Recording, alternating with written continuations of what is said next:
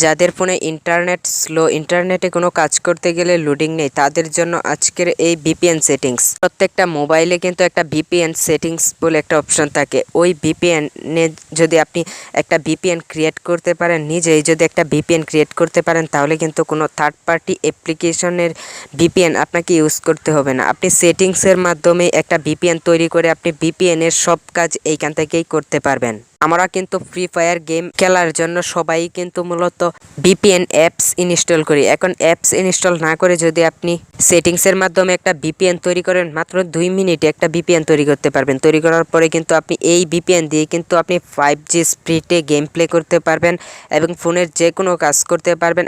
একদম 5G network speed পাবেন আপনি। তো কিভাবে ভিপিএন সেটিংসটা করবেন একদম খুব সহজে দেখিয়ে দিব। তো বন্ধুরা, চলুন বকবক না করে ভিডিওর মূল কাজে চলে যাই। ভিডিওটা শুরু করা যাক।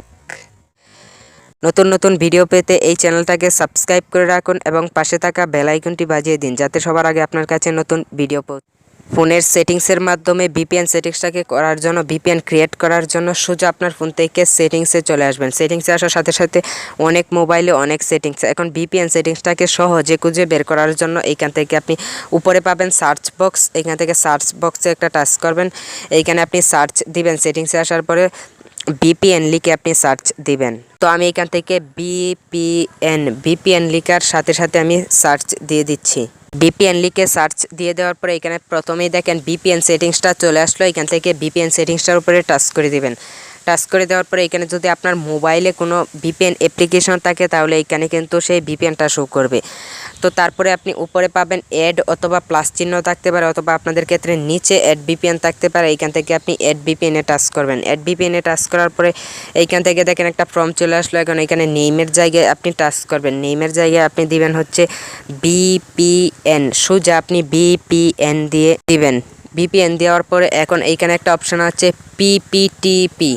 এই অপশানটাতে আপনি একটা টাচ করে দিবেন। এই অপশানটাতে টাচ করে দেওয়ার পরে এইখান থেকে আপনি প্রথমে যে অপশানটা, না এখানে 2 নম্বরে যে অপশানটা রয়েছে এইটাকে আপনি সিলেক্ট করে দিবেন। এটাতে টাচ করবেন। এইটাতে টাচ করে দেওয়ার পরেই কিন্তু এটা সিলেক্ট হয়ে যাবে। তারপরে একটু নিচে আসলে এখানে পাবেন সার্ভার অ্যাড্রেস। এইখান থেকে আপনি সার্ভার অ্যাড্রেসের এইখানেই হচ্ছে সবচাইতে গুরুত্বপূর্ণ সেটিংসটা। এই সার্ভার অ্যাড্রেসে টাচ করে এখন এইখানে আপনি কি লিখবেন। এখন এইখানে আপনার ফোন থেকে আপনি মিনিমাইজ করে বের হয়ে আসবেন। হোম বাটন দিয়ে বের হয়ে আসবেন। বের হয়ে আসার পরে এখন সোজা একটা ব্রাউজার সিলেক্ট করতে হবে। এখানে একটা সার্ভার অ্যাড্রেস এখানে কপি করে এনে পেস্ট করতে হবে। তো সার্ভার অ্যাড্রেসটাকে খুঁজে পাওয়ার জন্য সোজা আপনার ফোন থেকে আপনি গুগল ক্রোমে টাচ করবেন। গুগল ক্রোমে আসার সাথে সাথে এখানে সার্চ বক্সে গিয়ে লিখবেন ভিপিএন গেট। ভিপিএন গেট লিখে দেওয়ার সাথে সাথে আপনি সার্চ দিয়ে দিবেন। সার্চ দিয়ে দেওয়ার পরে প্রথম যে ওয়েবসাইটটা চলে আসবে, এই ওয়েবসাইটটাতে টাচ করবেন। ভালোভাবে ওয়েবসাইটটা দেখে রাখুন। এই ওয়েবসাইটটাতে আপনি একটা টাচ করবেন। টাচ করে দেওয়ার পরে ঠিক এরকম একটা পেজে নিয়ে চলে আসবে। পেজে আসার সাথে সাথে একটু নিচে আসলে এখানে দেখেন অনেকগুলো কিন্তু সার্ভার রয়েছে। এখন আপনি জুম করবেন। এইখানে জুম করার পরে এখন এইখানে একটা অপশান দেখতে পারবেন। আপনি দেখেন এইখানে এমপিপিএস লেখা আছে 1257 এমপিপিএস, তারপরে এখানে 1560 এমপিপিএস। এখন এইখান থেকে আপনি খুঁজে বের করবেন কোথায় সবচাইতে বেশি এমপিপিএস নেটওয়ার্ক আছে। তো এইখানে দেখেন রয়েছে 1709 এমপিপিএস। তো এর চাইতে বেশি কিন্তু আমি এখানে খুঁজে পাচ্ছি না। তো 1709 যেইখানে আছে, সবচাইতে বেশি যেইখানে আছে, এইটার সোজা আপনি এইদিকে আসলে এইখানে দেখেন জাপানের ভিপিএনটা। তো এখন আপনি এইখানে একটা অপশান পাবেন, দেখেন পাবলিক ভিপিএন। এখানে একটা সার্ভার পাবেন। আমি আপনাদেরকে একটু জুম করে দেখাচ্ছি। এইখানে যে উপরের যে কালো লিখাটা আছে, এই লিখাটাতে আপনি টাচ করে ধরে রেখে উপরের লিখাটাকে আপনি শুধু কপি করবেন।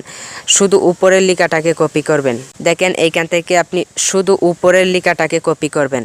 তো এখানে টাচ করে ধরে রাখার পরে এখানে দেখেন রয়েছে কপি। এখান থেকে কপিতে টাচ করবেন। উপরের লেখাটাকে সিলেক্ট করার পরে এখান থেকে আপনি কপিতে টাচ করে দিবেন। তো এখান থেকে কপিতে টাচ করে দিলেই কিন্তু কপি হয়ে যাবে। আপনি ভালোভাবে দেখে শুনে উপরের লেখাটাকে সিলেক্ট করার পরে এটাকে কপি করবেন। অন্য কোনো লেখা যদি কম হয় অথবা বেশি হয়, তাহলে কিন্তু এটা কাজ করবে না। তো এখন আপনি মিনিমাইজ বাটনে টাচ করে এখন আপনি আবার ওই সেটিংসে চলে যাবেন। তারপরে এখন আপনি চাইলে কিন্তু প্রথমেই কিন্তু এটাকে কপি করে আনতে পারেন। তো আমি আপনাদেরকে এখন দেখাচ্ছি।